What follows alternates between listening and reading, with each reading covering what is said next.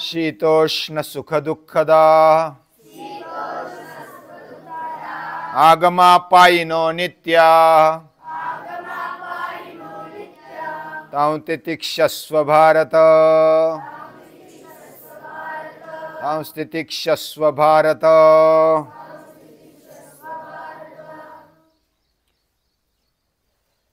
पुराने काल की बात है और एक आदमी घोड़ा लेकर जा रहा था और बहुत लंबा जाना था और उस समय ऐसा कुछ साधन नहीं था या तो कुछ व्यवस्था नहीं थी। तो घोड़े पर बैठा, कुछ समय वो पाँव पाँव चलता, कुछ समय घोड़े पर बैठता। ऐसे निर्जन प्रदेश में आ गया और उधर जंगल भी नहीं था, पानी भी पीने के लिए नहीं था, सुनसान जगह थी और उसको भी प्यास लगी, घोड़े को भी प्यास लगी। तो उसने देखा कि किधर पानी मिलेगा। वो ढूंढते ढूंढते आगे चल रहा था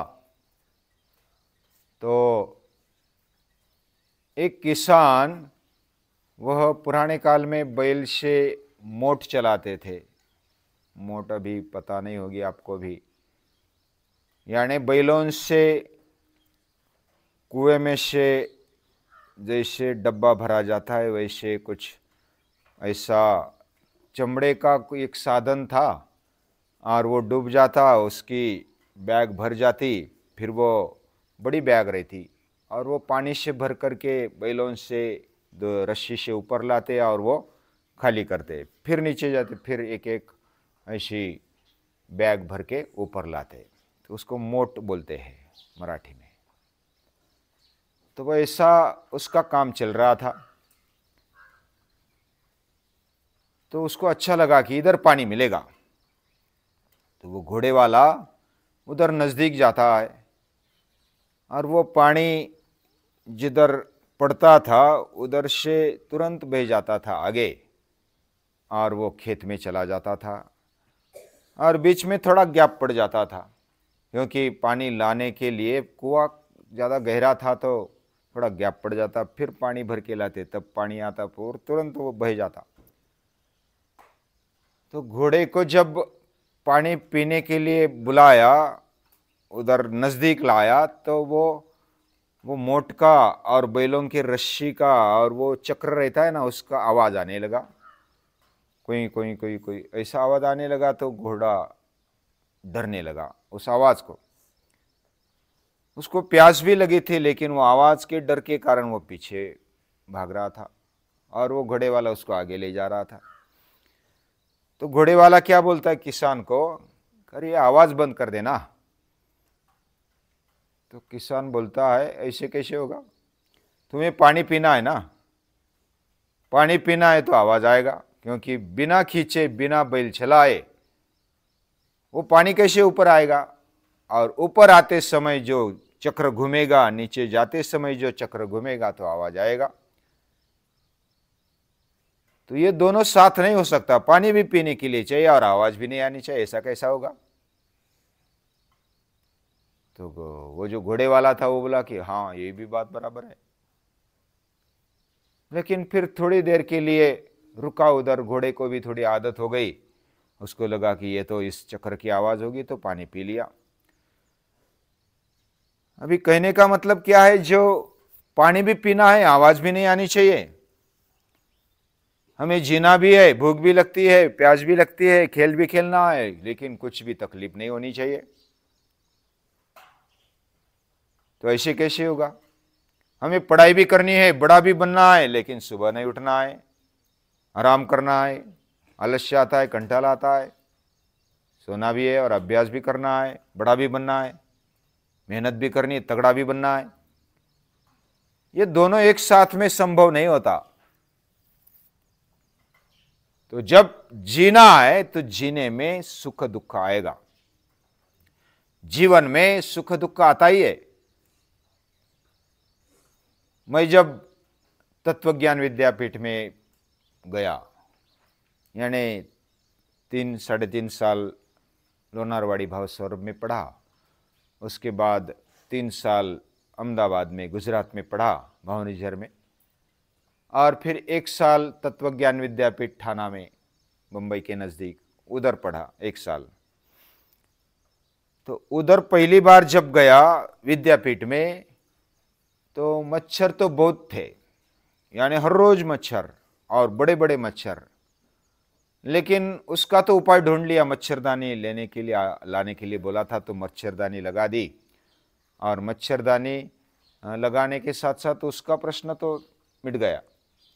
लेकिन जब उधर एक लोहे की कंपनी थी विद्यापीठ के नज़दीक, बोस्टिल नाम की, और उसमें वो लोहा को तपाते थे, और तपाने के बाद बड़ी बड़ी फैक्ट्री थी, कारखाना था, तो उसमें लोहे पर उसको आकार देने के लिए, उसकी प्लेट बनाने के लिए बड़ा हथौड़ा था मशीन का, और वो ऊपर जाता धन दिशे, वो उस पर पटक जाता तो बड़ी आवाज आ जाती, और ये बड़ी आवाज रात दिन चलती थी, यानी हर आधे मिनट के बाद 1 मिनट के बाद वो लोहा तपता, उसके ऊपर वो हथौड़ा, बड़ा हथौड़ा, यानी कि हम इतना हथौड़ा उपयोग करते तो मशीन का कितना होगा, बड़ा हथौड़ा, तो वो बड़ा हथौड़ा ऊपर जाता और फट से उस पर पड़ता, तो उसकी बहुत जोर से आवाज आती, ठन। तो मैं पहले दिन भर में तो कुछ नहीं लगा, लेकिन शाम को जब सोया, नींद तो बहुत लगी थी और थोड़ी डुकली आ जाती और ठन आवाज आ जाता तो ऐसा बिचक जाता और जाग आ जाती, फिर डुकली आ जाती, डुलकी आ जाती और फिर आवाज आ जाती तो फिर उड़ जाता। रात भर मेरी नींद हराम हो गई पहले दिन तो। फिर दूसरे दिन भी वैसा ही, 2 दिन हो गए, 3 दिन हो गए, मुझे नींद ही नहीं आई। पूरा ऐसा मुझे ऐसा लगा कि इधर रहना मुश्किल है, और इधर ऐसा ही चलेगा तो नींद भी नहीं आएगी, अभ्यास भी नहीं होगा, कैसा इधर रहेंगे। तो मैंने ये प्रॉब्लम किसको कही, मेरे शिक्षक थे उनको कही, और उनको कहने के साथ उन्होंने बताया कि आजा इधर बैठ जा मेरे पास।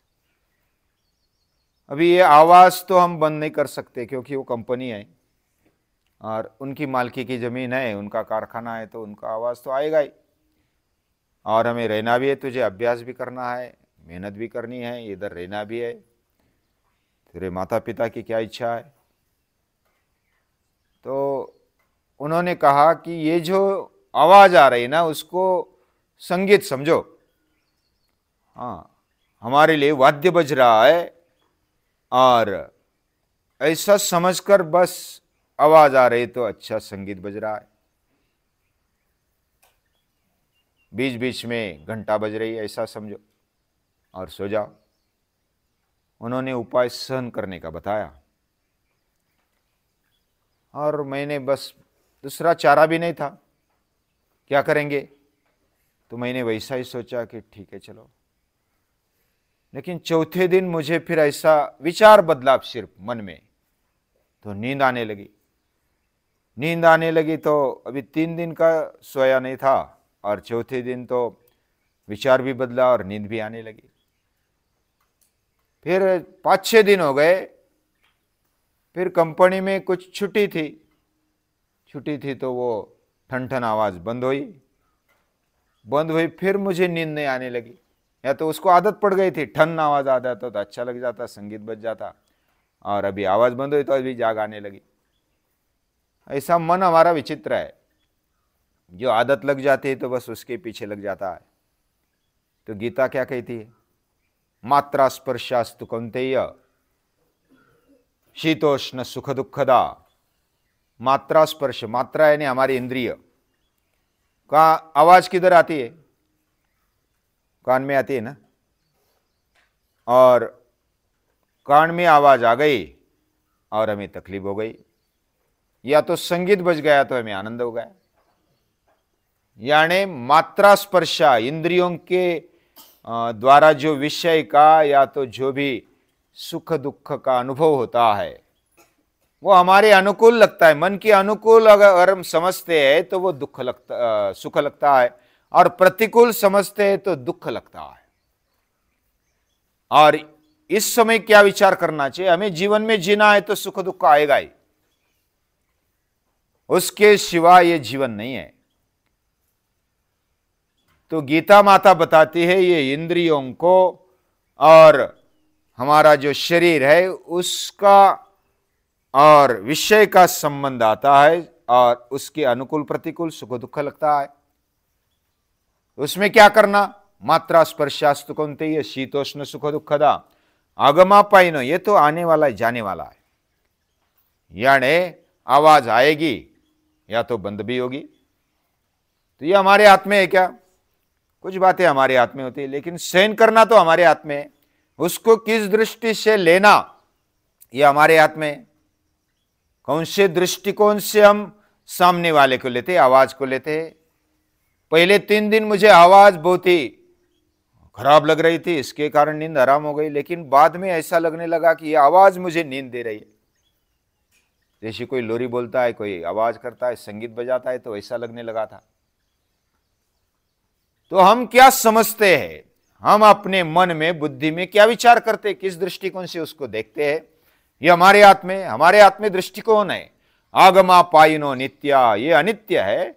आगम यानी आने वाला, अपायिन यानी जाने वाला। ये आएगा जाएगा, वो अनित्य है, वो शाश्वत नहीं है।